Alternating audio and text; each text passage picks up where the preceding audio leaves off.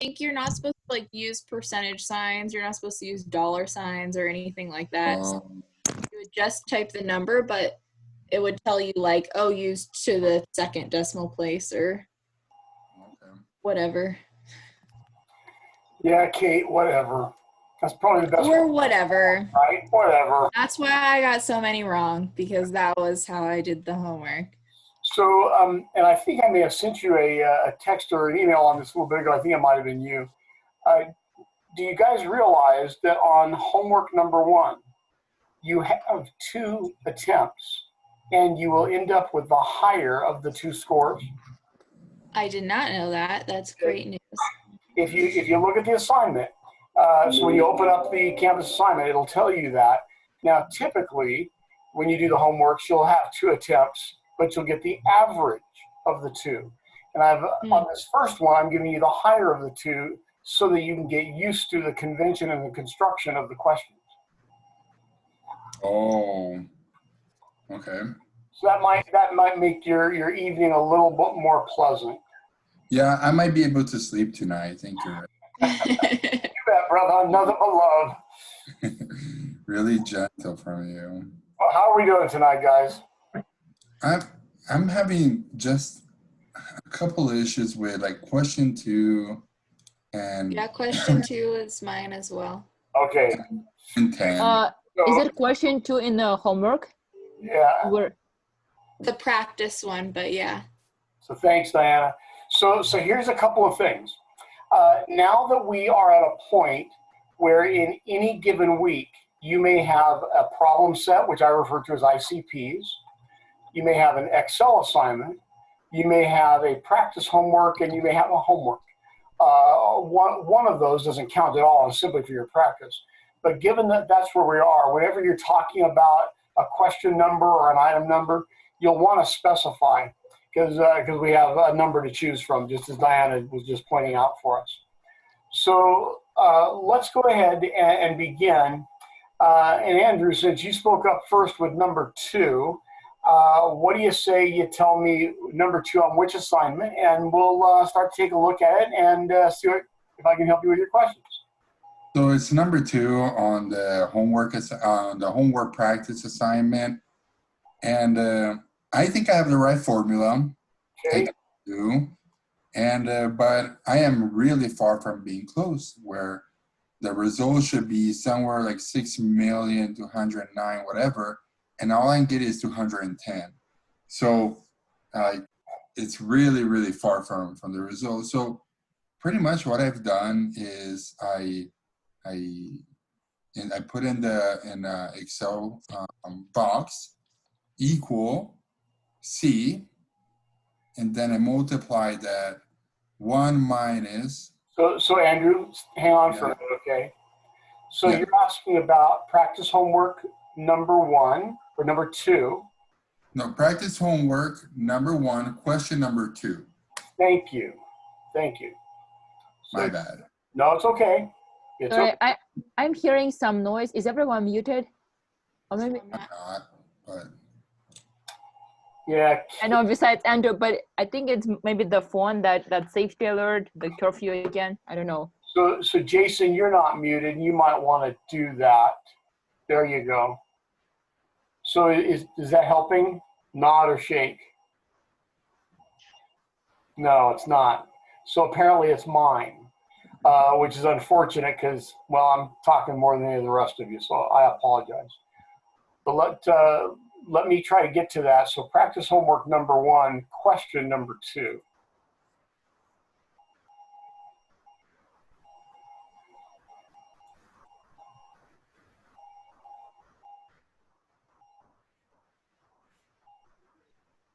Okay, so Andrew, the bad news is that I set some of the practice homeworks up so that they give you different numbers every time. And in other cases, I set the homeworks up so they give you different numbers every time. In this case, the practice homework gives you different numbers every time. So as I'm looking at the question number 2, I'm going to end up with a very different answer than you're going to end up with because I'm getting a different set of numbers randomly generated each time based upon an algorithm. That said, let's try to look at a similar question, but in the homework, so that we all have the same kind of numbers to look at. Let me get there. Can we open the homework and then, but not have it be like one of our submissions? Well, let's see about that. What is the question? Yeah, what's the question? Let's go there. Is it calculate the market value of a bond, or like what is the actual question? What is the market value of the firm's capital debt? Okay. I shared my screen, and I believe. Okay. And are you seeing my Canvas screen right now? Yes. Yeah. I thought you were. All right. It says though homework number 1. I mean homework number 2. Yes, it does, and that needed to be homework number 1. There you go.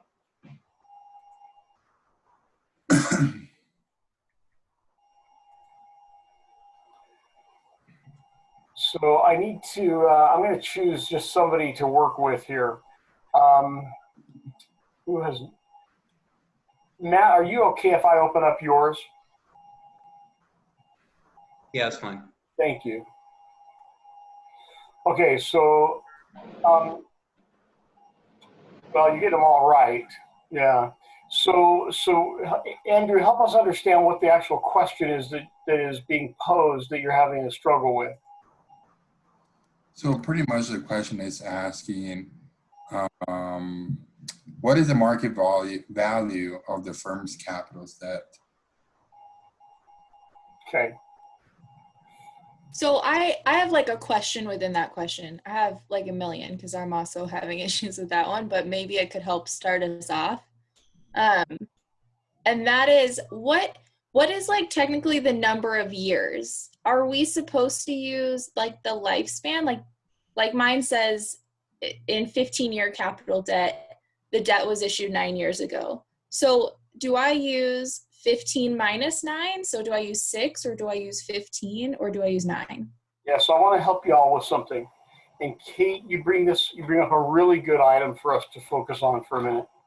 And I see this with every class at about this point. In fact, Michael Schwartz and I were talking about this earlier.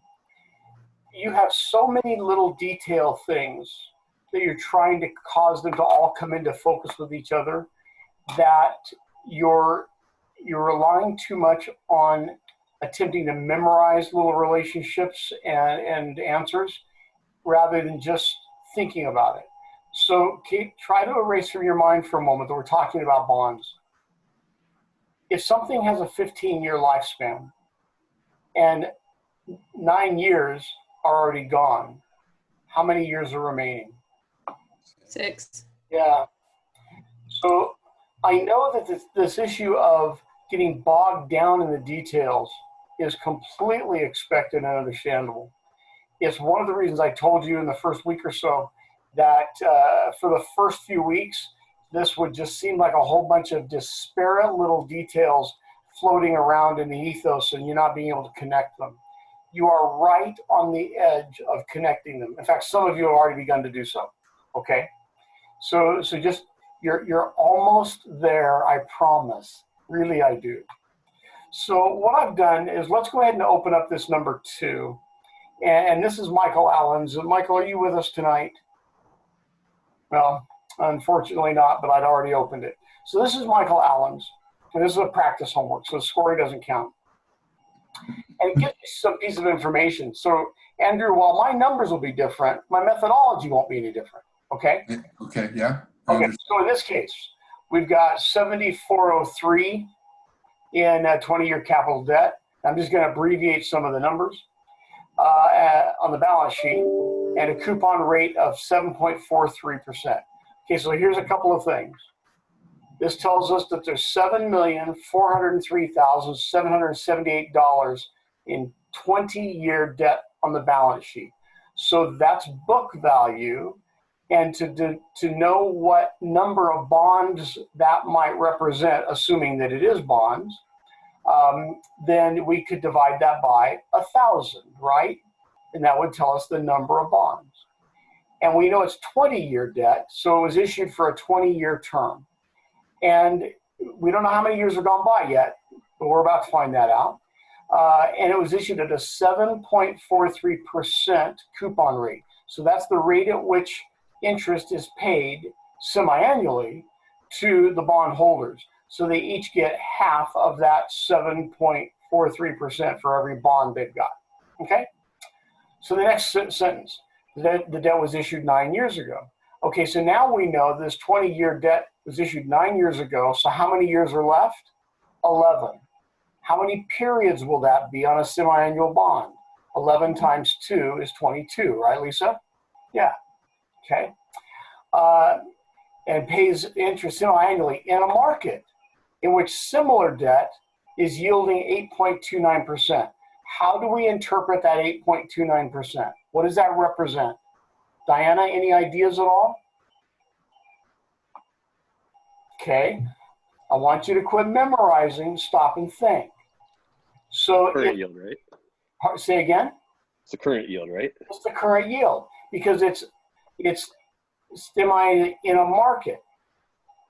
So it's now, okay, in which similar debt is yielding this much, okay? Can you repeat that again? Was that the YTM you're talking about? Well, it's current yield. It's an annualized value, and once we take and convert it to a non-annual variation, excuse me, I need to get back to that. Once we convert to a non-annual variant, that's what we call YTM. So current yield, Kate, is the annualized version of YTM. YTM is once we have converted it to a periodic equivalent. So we've divided it by 2 if it's semi-annual, we divide it by 4 if it's quarterly, by 12 if it's monthly. But you're doing that to the current market yield, not to the coupon rate. Exactly. We see the coupon rate in the bond equation reflected in the payment. We don't see it anywhere else.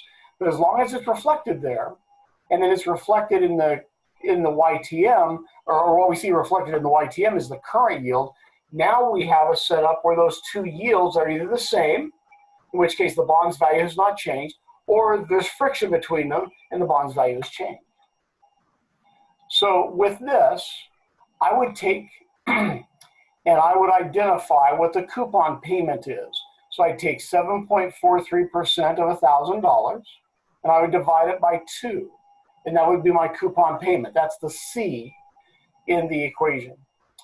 I would take 8.29 and divide it by 2, and that would be the YTM in the equation. And then I would take the 11 years, which is 20 minus 9, and I'd multiply it by 2, and that's the N in the bond value equation. Now, once I do that, and I plug this into my equation, whether it's the calculator, you're doing the algebra longhand, or you're using something on your spreadsheet, what you've identified is a per unit value for each of the bonds. How do we now get to the right answer for the question? We have to take the total book value of the bonds that were given us in the first sentence, divide them by 1,000. We now know how many bonds there are, and we then multiply that number by the per bond value that you just calculated. And that is the number for the market value of that portfolio of bonds. Hey, Rick? Yes, please, Michael. I've got a question about, so C, I'm just looking at my equation. I guess that is, okay. So I have, so C is a percentage, right? C is a payment. A payment, okay. The dollar value. And it's $1,000, so the face value of the bond, times coupon rate, and then whatever that is divided by 2. So it's going to give you a nominal value payment in dollars. Gotcha, okay, yeah, because my C was $36. Please, Lisa. So the 7.43%, what you do that with it in a decimal spot, right? So would it be 0.0743? Divided by 2. divided by 2. times Okay. 1,000. Yep. Okay. Yep. Andrew, does that help? Yeah, I mean, I know I have the right formula, but for some reason, I either wrote it wrong on my Excel spreadsheet because I found the C and I follow your steps, and I just follow the formula that we used to find the capital depth in in the other homework that we've done. But for some reason, this time, I'm probably missing a parentheses, or I put a multiplication instead of division. I'm not sure, but Hey, You're right. I'm not getting it right. It's Are you normally an operation. Are you What? calculating the bond long form? Because the bond value is a super complex like formula. And I remember, Rick, you saying something in the chat and on my homework from last week, you said, if I believe I remember correctly, that there's a simpler way to do it in Excel. There's a present value. Yep. And you know that when you do it long form, there's so many parentheses, it can be really easy to just misplace something. So I'm wondering if maybe showing us that might help. In fact, that's exactly what I was bringing the spreadsheet up for, Matt. Perfect. Okay, so this is a present value equation, all right? So I'm going to say equal PV. Are you guys able to see that well enough? Yeah. Okay, Thank you. That's better. equal PV. And then I open the parenthesis. The first thing I want is a rate. What rate do we use in the bond value equation? 7.43. Don't tell me what the number is. I thought you're right, Diana. What? No, actually not. Actually not. That's not right. What Coupon rate? We don't use the coupon rate as a rate. We use the coupon rate times a face value divided by a periods per year as a payment. The only rate you see in the bond value equation is the current yield, right? So we're using the C. Is that what you're saying? No. No. We don't. You think about the bond value equation, the algebra. The C in that equation is a nominal value of a payment. It's not a rate. And it's received by the interaction of the coupon rate times the face value divided by the periods per year. So in this case, you'd be using the YTM, right? Exactly. The only rate that we see in the bond value equation is YTM, or you might think of it as current yield. Will it always be the YTM? The only rate that we see in the equation is YTM. Yes. So it'll always be. It's the semi-annualized current yield, correct? Uh-huh. Okay. Okay. So bear with me. I just need to get my bearings on what values are where here. While you're looking at that, can I ask you a wording question? Certainly. So is the ability to borrow long-term capital the same as the yield to market? The ability to borrow. Say that one more time, please. The firm is currently able to borrow long-term capital at X%. Okay. So Mandy, if I tell you that Taft Enterprises is able to borrow money from Haskell Bank at 9% today, what label would you put on that 9% as a variable? Like an interest rate or something? Okay. Is it the current interest rate you'd have to pay if you borrowed today? Probably not. Well, it is, because it's an Well, offer. today, but in the future it can change, right? It's an offer I gave you today. Okay. So it's a current yield. Remember, my yield as the bank is your rate of interest that you pay. Okay. Okay. So I want you to notice here that I've got I've got yield to maturity right here. I've got the face value as the bond. I've got the payments per year.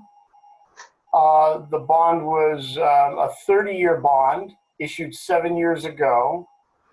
And the only thing I'm looking for now is my coupon rate. Oh, it's right there, my coupon rate. Okay, so all of the elements we're talking about are right here. So now I'm going to construct the Excel equation or formula, function, excuse me. It's been a long day. So equals PV. And notice that the first thing it wants is a rate. And again, that rate, the only rate that we see expressly in the bond value equation is the current yield, or the YTM. So I'm going to pick that up. And in order to turn it into a rate, I have to divide it by the periods per year. Okay. So now that's my rate. Then number of periods. Well, number of periods is, this was a 30-year bond issued 7 years ago. So I'm going to say a 30-year bond issued 7 years ago. So I'm going to subtract that, right? 30 minus 7. It gives me 23. That's how many periods are left. And I have to divide that, or excuse me, multiply that by the periods per year. So now I know the number of periods. The next thing it wants is the payment. Well, the payment is the coupon rate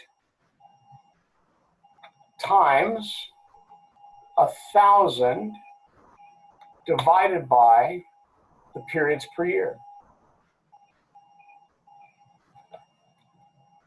And I can close my parenthesis, and it gives me a value.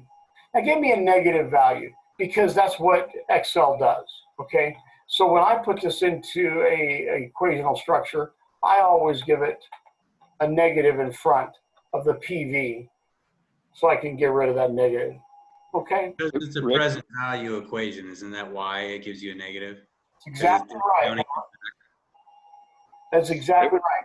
It's the present value when the cash flows, which in this case are the payments, are positive. So when we're going to get cash flows, we have to give the value. So when the get is positive, the give is negative. It's an input-output structure.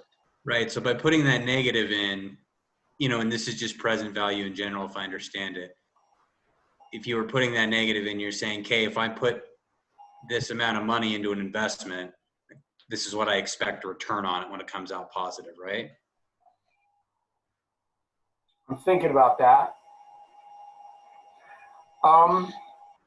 Yeah, I think that's the intuition behind it, Matt. That's okay, we don't have to go into it. I was just. No, you're right. You're right.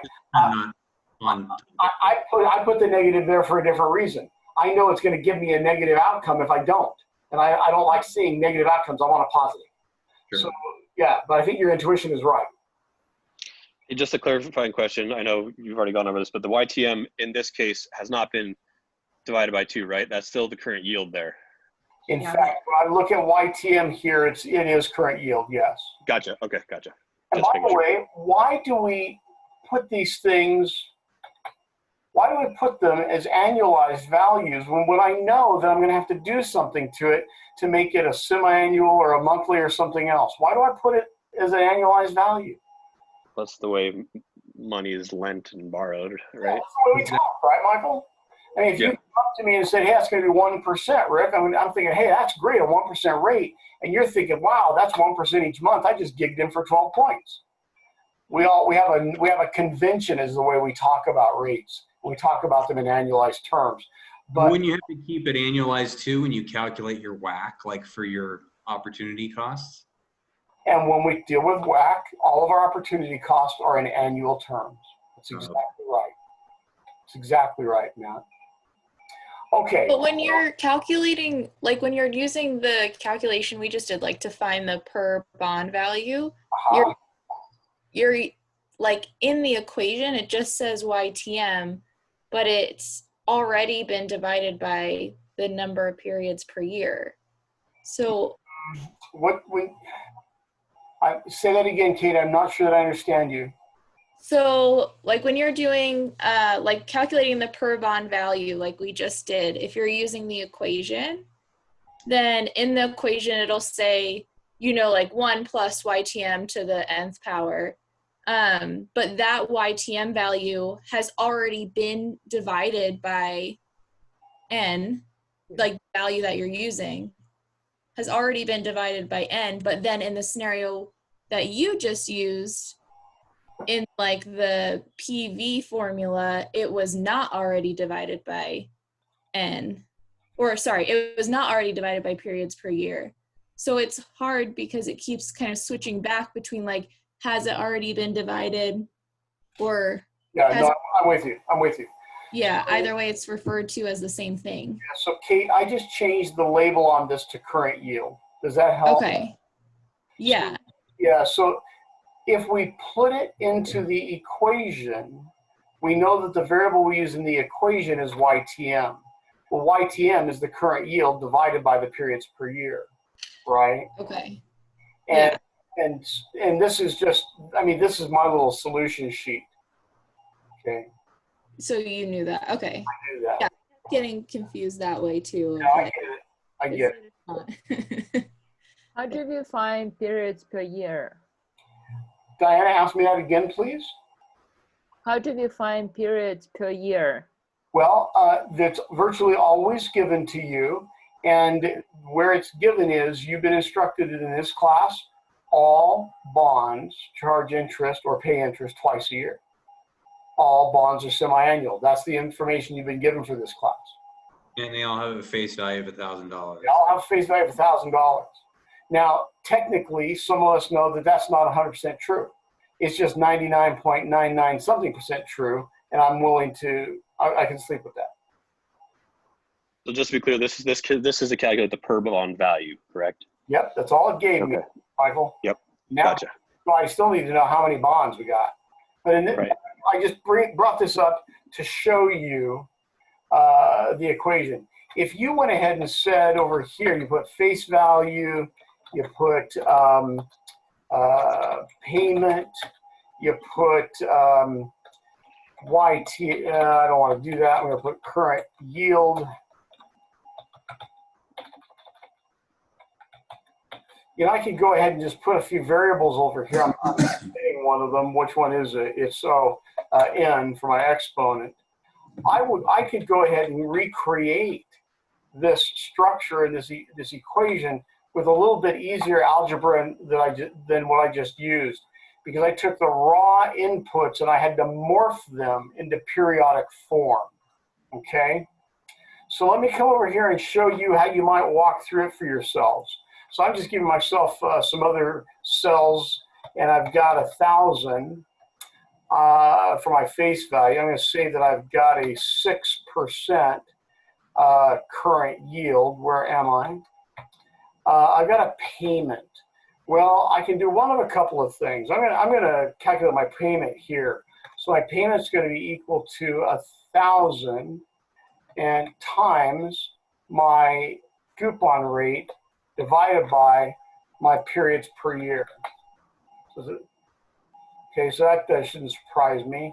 What's my N? Well, my N is going to be the number of years the bond was issued for, minus the period of time that's left, divided by, times 2. Now I need to clean up some order of operation. But you'll see that now I have all the inputs to the bond value equation. So rather than give us an equation that looks like this, or there was one down here further with the bond value, where was it? It was ugly, like it was dirty, mean, nasty, and ugly, right? Okay, and Matt's looking at that saying, I don't want any part of that. So, but I can go ahead and easily say, hey, it's not that bad. Equals present value. The first thing I come up with is the rate. Well, it's this current yield divided by my periods per year. Okay, well, I had 2 periods per year. And then I've got my number of periods. Well, that was 46. And I've got my payment. It was 50. And I've got my future value, which is synonymous with face value, is 1,000. And oh, by the way, I want to turn it into a thing that doesn't give me a negative. When I look at it, Doesn't match. gives me a number. Yeah, it doesn't match. I saw that immediately. Now I'm trying to figure out why. Hang on.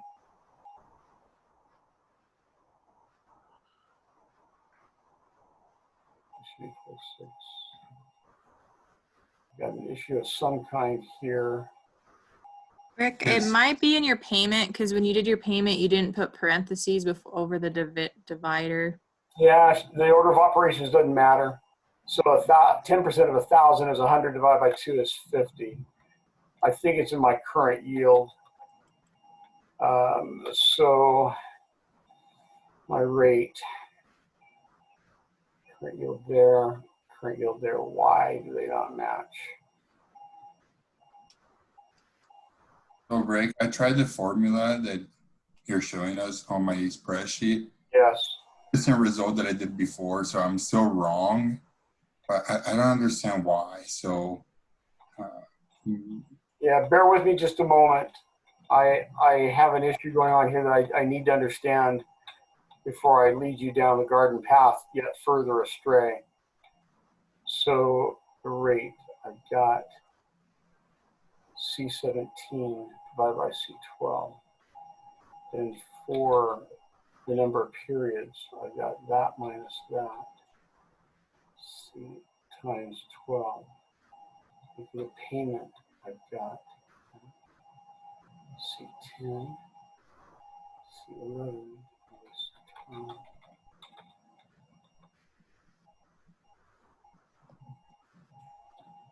Because I didn't, because I took the rate H9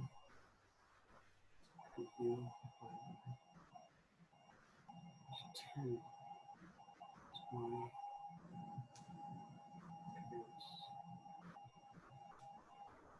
H8.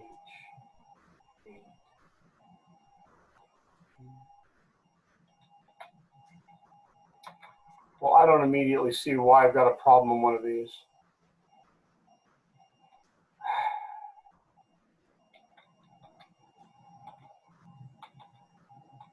You guys are probably loving this part, aren't you? That's why I did it longhand, Rick. Yeah, I do it longhand with my calculator. I rarely use the function. I I was actually gonna did say, it longhand. sorry. Go ahead. I was just gonna say I did it longhand with your instruction or your help, and I did get the right answer. But then I tried to use the formula, and I got a totally different answer. So, something's happening with the formula. I think so which one did you use that it worked for you? the longhand. Okay. Yeah.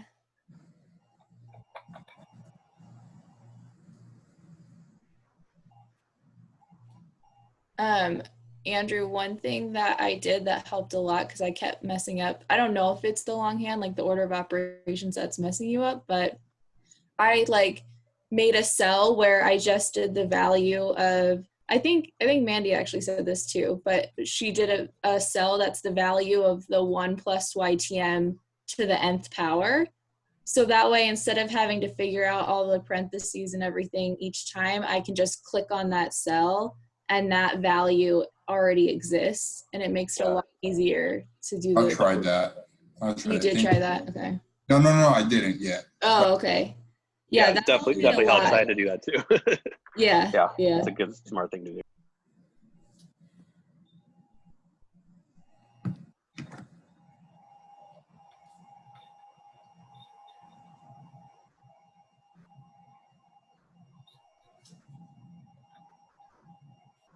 I do not see immediately how these are different. And I'm going to have to take this apart to be able to figure out why, and I'm terribly sorry about that, because they should not be different.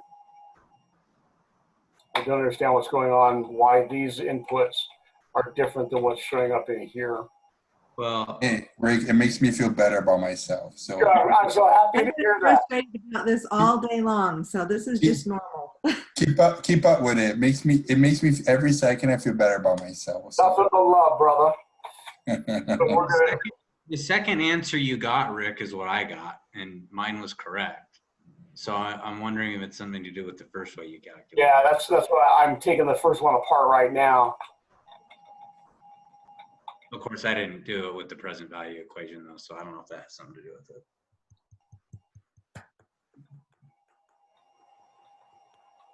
I want to move on to another question, but I promise I will figure this out before I let you guys go tonight. You can send even a text later tonight or tomorrow, or just yeah, I just forward it down.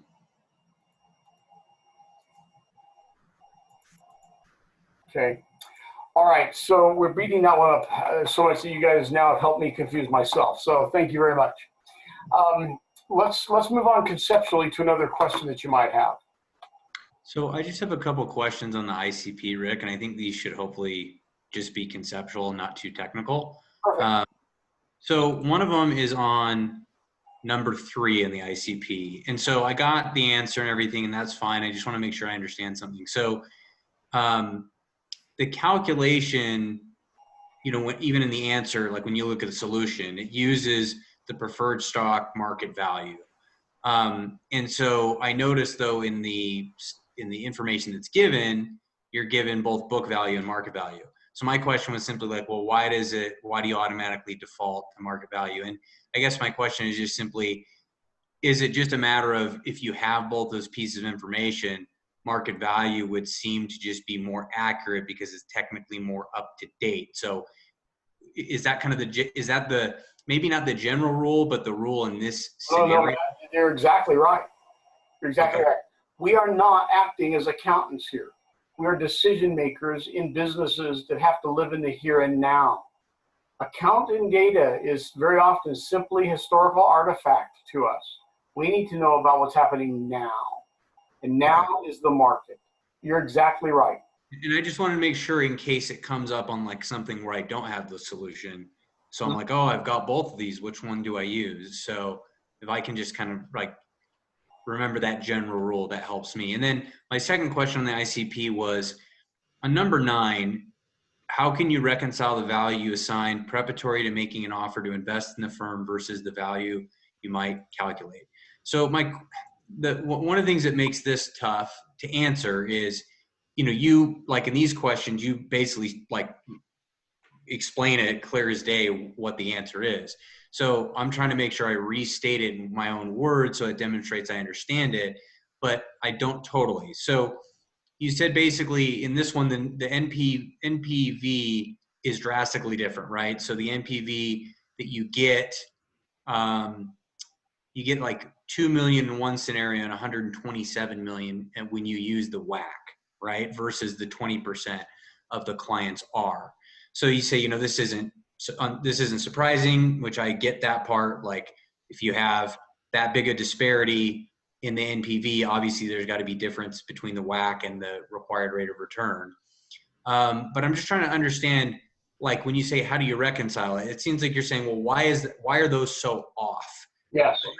Right? Isn't it just simply like, well, obviously it's just, is it as simple as the client's or the client's expectations are just, you know, way out of whack, no pun intended.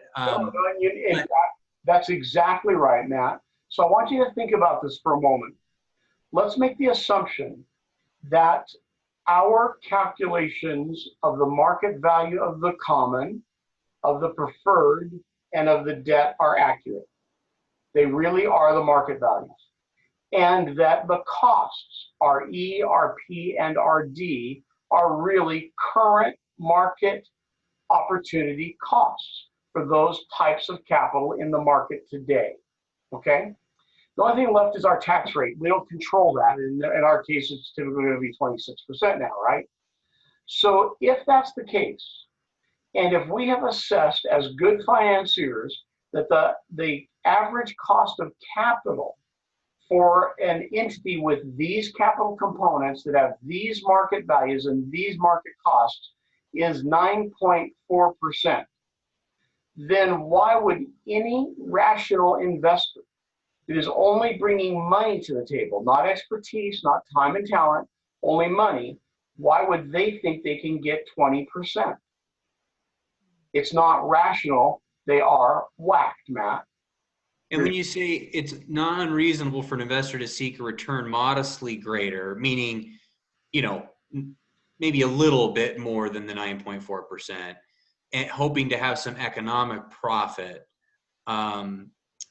just meaning that there'd be I'm trying to remember the definition of economic profit, but basically you're just saying there that it's not unreasonable maybe that there'd be a little bit of a difference, but not that great of a disparity. So ultimately the WACC is the reason you calculate it is for this scenario exactly. So you can say, oh, wait a minute. Yeah, that's not going to work if that's what you're expecting. And you do that so that you can make that decision. Exactly right. I can turn this around and say, okay, Schmidt, if you think you're going to earn 20% on this investment, it has a current market value assessed cost of capital of 9.4. If you believe you're going to make 20%, then one of two things, now maybe one of three things is real.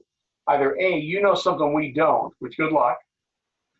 B, you're just nuts. You're out of your mind, which is more often than not the case for investors, but rarely for you, Matt. Or C, you're planning to give something other than just your money. You're planning to give some time and talent as well. Okay, one of those things has to be true in this scenario. Does that make sense, guys? And that's where you mean the economic profit is the time and skill piece, right? Like there might be maybe one other thing that you're thinking, you know what? I think I can hire the best people, the most talented, blah, blah, blah, whatever. Maybe I'll get a slightly higher WACC. But other than that, everything else should remain the same with the market knowledge and all that kind of stuff. Yes. Okay. So I have a couple other questions, but I'll hold them so other people can ask their questions. So they haven't given you your paycheck yet for this week. Otherwise, you would be asking the rest of the questions. So, okay, you guys are going to have to get on the program. So let's take something else. Jason, do you have any questions for us this evening? Nothing in particular. Just let me see if I could pull something up here. Let me find something. I'll let somebody else go. Sure. While we are here, so in the first one, in the first question, I have the equation, but it doesn't. But I can. Huh? When you say the first question, do you mean question number 1? Thank you. Yes. So I have my equation, but I couldn't find anywhere the periods per year, and that's why I don't know how to calculate them. Diana? Yes. If we're talking about bonds, it is always 2 periods per year. Okay. Just write it down, take it to the bank. Huh? Just write it down and take it to the bank. Okay. I will not give you a bond equation where you need a periods per year of anything other than 2. Okay. So I think I did that, but I still got the wrong. So to calculate C, I did face value times coupon rate divide by 2. So yep. 1,000 times. Do we do 7.2 or 7.2%? So I don't know if I should put the percentage sign on Excel. So the equation is 1,000 times 0.072. Oh. That's the decimal equivalent of 7.2%. I see. Okay. And then divide by 2. Divide by 2, and that's going to give us 36. I see. Okay. Now, coincidentally, in this equation or this scenario, the coupon rate is 7.2%, but so is the current yield, right? Because rates have not changed. It says this right here, rates have not changed. This question is given to you so that you can prove to yourself that when rates haven't changed, neither do bond values. And if you prove that to yourself, you've similarly proved that when rates do change, bond values change.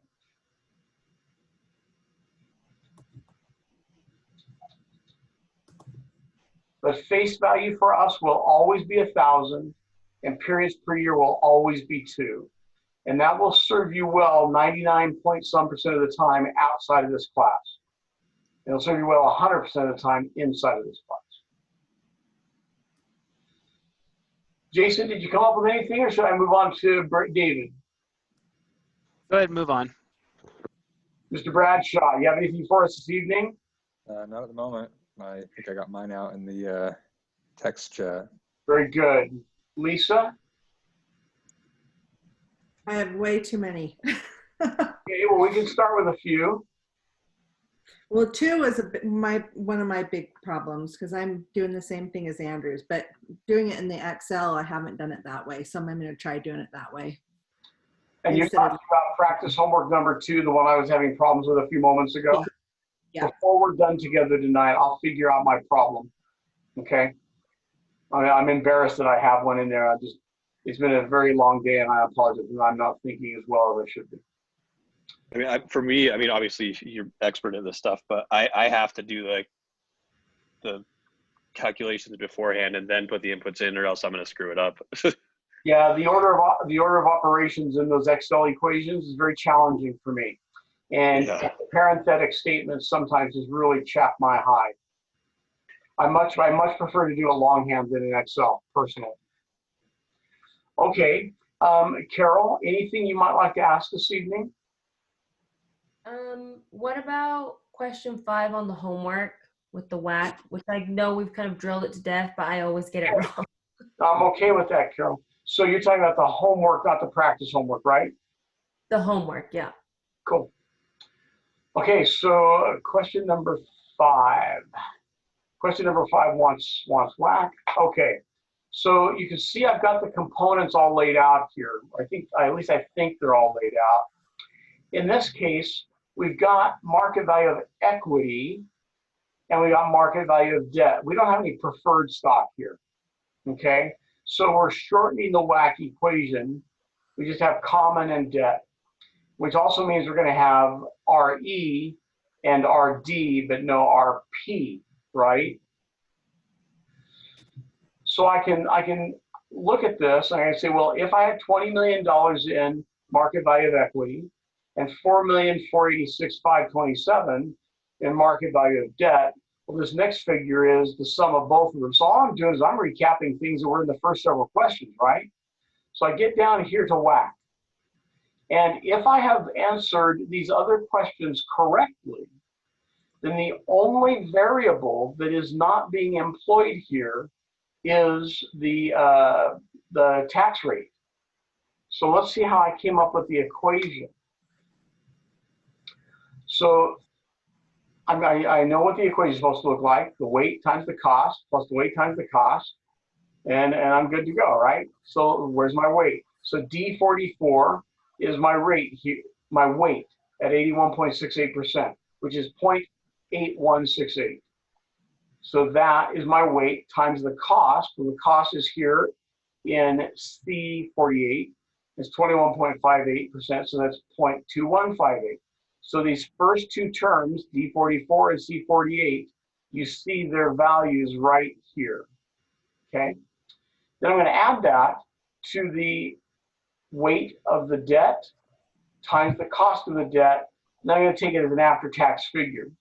So D45 is my weight of my debt, 18.32%, times C47 is the cost of my debt, 0.06, times 1 minus a tax rate. Well, let's go find that tax rate. It's all the way up here at 26%. Okay? Hey, Rick, Wait. I'm looking at the practice homework number 5. Is that questions? I haven't looked at the actual homework number 5, but is that question similar? They don't map question per question, Michael. Okay, that was just concepts, but I don't have the concepts in the exact same question sequence. Gotcha. Okay. Yeah. So if you do the practice homework questions though, like, and you do all the calculations, you'll be ready for when you do. Like I thought they were going to be identical, and I was like, oh, they're not, but I was still able to do them. So. In fact, the purpose of the practice questions is to cause you to practice the mechanisms that will let you get the homework answers. Thank you, that you're right. So Lisa, are you getting a value different than 18.44? Or was it Lisa or was it someone else? Yeah, I don't even have that one in front Carol, of me. I'm sorry, Carol. It was me. I haven't done it on the regular homework, but on the practice homework, I got it wrong. And I don't even remember what I got on there. It's embarrassing. So Okay. that's why I wanted to see it done again. Okay. Can I ask like kind of a related question on that? Please. So in the practice homework, there was, the 3 questions that used the same data, and I was able to calculate the WACC fine, but then I didn't understand how I was supposed to change my answer once the shares were repurchased. Like I thought, oh, okay, I'll take out, that amount of outstanding shares and I'll add that amount of long-term debt, but then I didn't get the right answer. So I guess how are you supposed to adjust your formula based on repurchasing? Okay. So, Kate, most of the time when there's a problem with this particular question, it's because the individual may not have properly identified the market value per share of the common stock after the buyback. Oh, God. If Okay. you believe the common stock's market value has not changed, it's because you didn't rigorously consider what's happened here. So I'm just going to use the numbers I have right here. We're saying that we are borrowing, where's the new debt? We're going to borrow $1 million, it's new debt. And with that $1 million, you're going to buy back 75,000 shares of stock. Well, 1 million divided by 75,000 is $13.33. The story told you that the price per share had been $12, but that was before the buyback. So if Jason is my stockbroker, he goes into the market to buy 75,000 shares, I promise you the price is going to go up. The market value goes up, right? So in this question, you have to be sensitive to those kinds of changes. And my sense from what I've seen from you is that's probably where your problem lies. That part was tricky. Yes, I think it was. I struggled on that one. And you're welcome to use my name in vain over it, but it's purposeful. And by the way, you've seen it in the practice. I guarantee you'll see it again in the homework.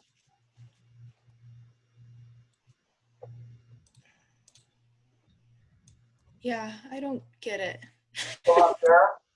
So how does this, what is the equation associated with this though? Like, I'm just trying to think about like, so what is that?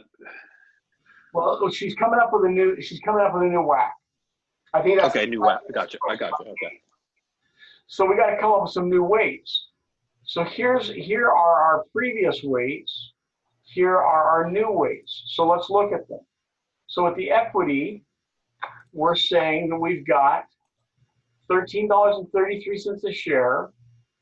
There were 500,000 shares outstanding, but now there's only 425 because we bought back 75 of them. So the new equity market value or common market value is 13 1/3 times 425,000 shares. That gives me the market value. What's the new value of the debt? Well, we had $2 million in market value of the debt. RD didn't change. We borrowed another $1 million. 2 million plus another $1 million is $3 million. But how did we get the new price per share again? Took the amount of money we borrowed, divided it by the number of shares we bought back with it. So if you have $1 million and you buy 75,000 shares, how much is that per share? Okay. Now we have set a new price per share, which we then need to multiply by the outstanding share.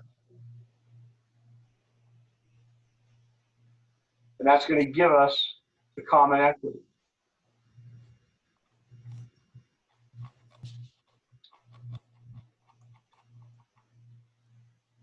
And then we have our weights based upon the way we normally get our weights.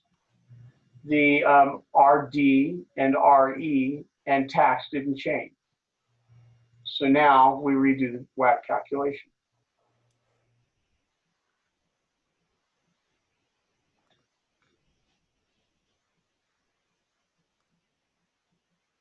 Kind of pisses you off that when I do it, it kind of looks simple, huh?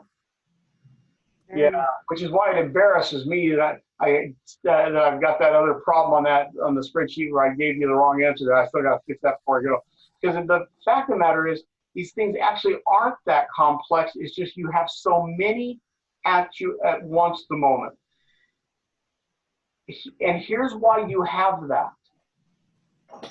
What you reviewed and learned in MBA 603, for whatever reason, hasn't stayed with you.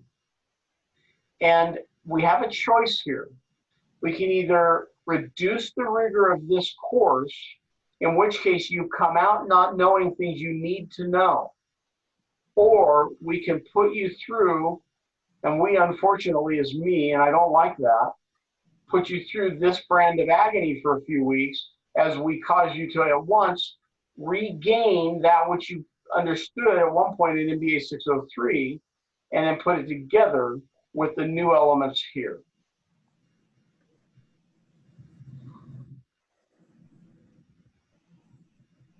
You guys are paying way too much money to not get what you need out of this deal. Kylie, you look like you're in agony. Because I am. I don't know if I've ever felt so stupid in my life. It's not stupid. None of you are here because of anything but high IQs. I promise you. There's a lot of detail. It is all floating around like it's unconnected dots in the top of your head right now. Very quickly, the dots connect. We're almost there. In fact, some of them have already begun to do so. I don't know if it's helpful to anybody else, but like I actually had reached out to Rick over the weekend and was like, oh, I'm really struggling. I have these cash flows and like I don't understand any of this. And I just went back and like watched a bunch of the videos from class last week and just like searched through the PowerPoints. And eventually I just found everything that I needed. Like, so I don't know if that helps you guys at all, but like I just found that I eventually was able to figure out most of it if I just searched through the PowerPoints for whatever the particular formula was, or if I didn't understand what a term was, or the chat, like just drilled the chat with questions. And like, you know, Michael, who's not here, she was answering a bunch of questions and it was super helpful, you know, before, you know, Rick even had an opportunity, which I'm sure he would have. So I don't know if any of those things are helpful suggestions to anybody, but I guess I'm just saying that because I felt like I was in the same boat until like maybe yesterday or the day, like, yeah, like halfway through yesterday. Yeah. And it just kind of all came together for me by just utilizing all that stuff just over and over. It was a pain, but that's what helped me figure it out. But even I still have some questions, and, you know, unless anyone else has any other questions, I do want to ask a couple, if that's okay. So, Kylie, are there any questions you might like to ask, or are you just kind of soaking it all in? I'm just trying to soak it all in. I don't even know what to ask. I'm pretty frustrated, actually. Okay, I'm sorry. Personally, I'm very sorry. Let me help some of you guys, and this may not pertain to you, Kylie, and I apologize if it doesn't.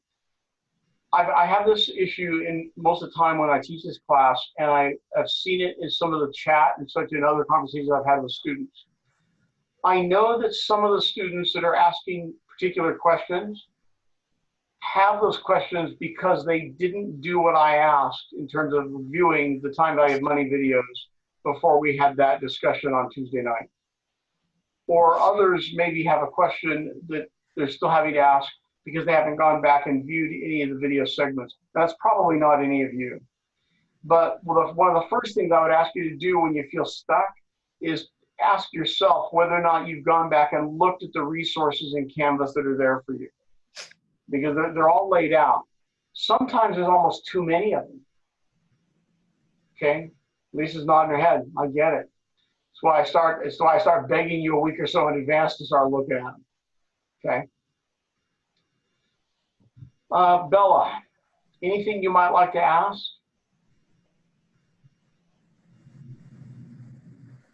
Sorry, I was talking. I'm kind of just in the same boat. I feel like once I'm able to click everything and know where it goes, then I'm okay. Like for example, that practice homework or the homework number 1, question number 5, like on your Excel sheet, it had market value of equity or market value of debt. But when I look at what I have in the question, I'm just trying to be like, okay, that is this is that. You know what I'm saying? Yes, I do. Yeah. So once I figure that out, then I feel like I'll be able to kind of keep trucking along and get it going. What about you, Mandy? Sorry, trying to find my mute button. I think I'm okay. I had the same questions as Matt did on the ICP. I was just trying to, I guess, better understand the situation, because like to me it just seemed blatantly obvious. Obviously it was just kind of a bad estimation of what our return would be. It was just unreasonable, and so I wanted to make sure that was an okay answer. Yeah, it is okay. In fact, the reason that it's so blatant is because if it was subtle, you might not recognize it. And so Yeah. I have these big disparities between WAC and ROIC and hurdle rates and such in these, so that you can't miss them. And then I just had one other thing. I was going to see if I could send you my spreadsheet, because when I did all the cash flows, I got everything was fine, but my sum of present value for the net present value section of it was like 1/100th off. And so it made all my NPVs off. Yep. Go ahead and send it to me. Okay. Thank you. I looked at 3 or 4 of them today. I'm happy to look at another one. Thank you. Taylor, any questions? Nope. I'm just here to hear this stuff as much as I can. Here for the entertainment value. Good for you. You sadistic son of a gun. Okay. Okay. So what I want to do for a minute is, because that answer that we were dealing with a few minutes ago is haunting me, I want to bring this thing back up so I can get to the right response structure here. So give me a couple of minutes to work this over. And in fact, I'm going to stop sharing for a minute while I work it over so I can bring it back to you. So just give me a moment. So I haven't had a chance to look at the videos yet, but back to my first question. For Miro Giovanna, I just need to create a copy. Diana, I want to Yes. focus on getting the answer right on this for you for a moment. So can you give me a minute, please? Thank you.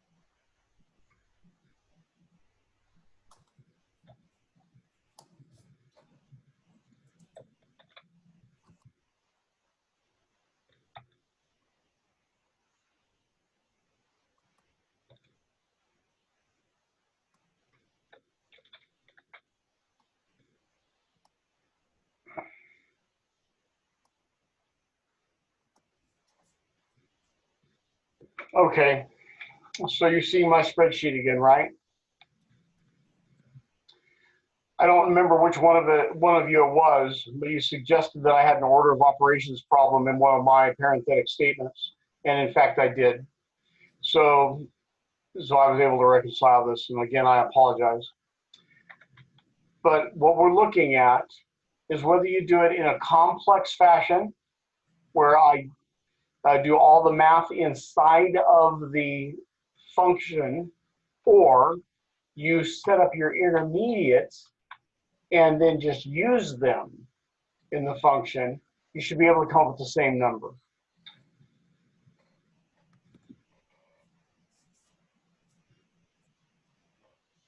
Okay, I'll try, Rick. I'll let you know. Say again, please. I'll try and I will let you know. Thank you. And it's not just you, Andrew. Okay. So then you take that number and you have to multiply it by the number of bonds, right? Yeah, so let's do that, Mandy. So I want to know the number of bonds.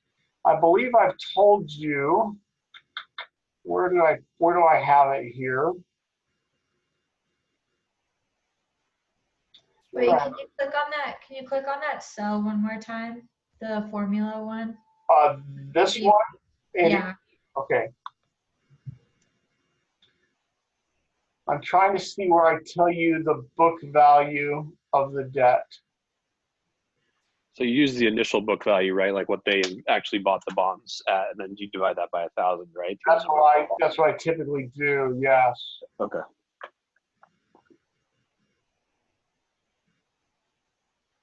Or do I tell you that you gotta have one of the two items here? So what did? In the question you gave them, yeah, the book value.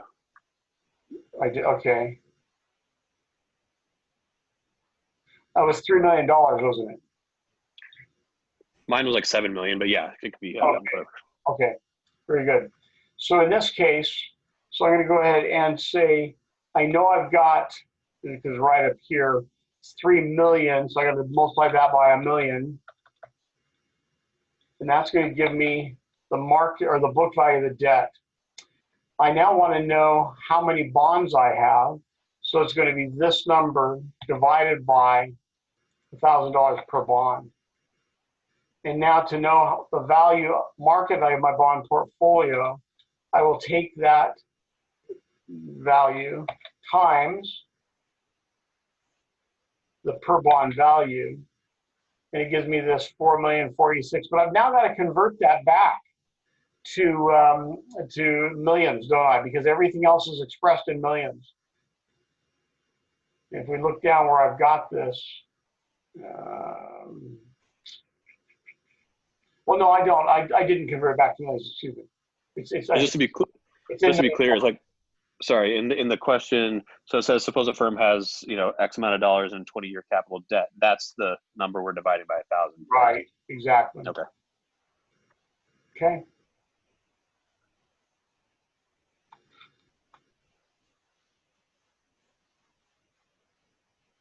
What else, guys? Rick, are you going to post this for us to reference? The video from tonight, Carol? Yeah. I'm happy to. I won't edit it at all, but I'll post it for you. Okay. It takes my computer a little while to render it, but then I'll put it out to YouTube for you and send you the link. That's helpful. Okay, guys. Well, look, tomorrow night, we move on a little bit, but we retrace a lot of the same ground. And you'll notice that when I do this, I'm trying to say it to you slightly differently each time so that you can hear the words from different perspectives so you can begin to interpret what they mean. I would like to always use the exact same terminology with you. And I'd like to tell you that every time you hear about current yield, it will be spelled out as current yield. But in fact, when it's in business, terminology is not consistent. And so I use inconsistent terminology purposely to get you used to what these things can, should, or would mean. I know it doesn't make your job easier at the moment, but it will later on. If all of us spoke in perfect textbook ease, it would be one thing, but that ain't the way business works. I think you know that. Okay? All right. If there's nothing else, I'm going to sign off then for the evening. Thank you, Rick. Thank you. Thank you for very all much. the time that you're dedicated to us. Thank you. I appreciate you being here tonight, honestly. Thank you. I'll post this in a few minutes, Carol. Thank you so much. See you tomorrow. Bye-bye. Okay, bye. Thanks.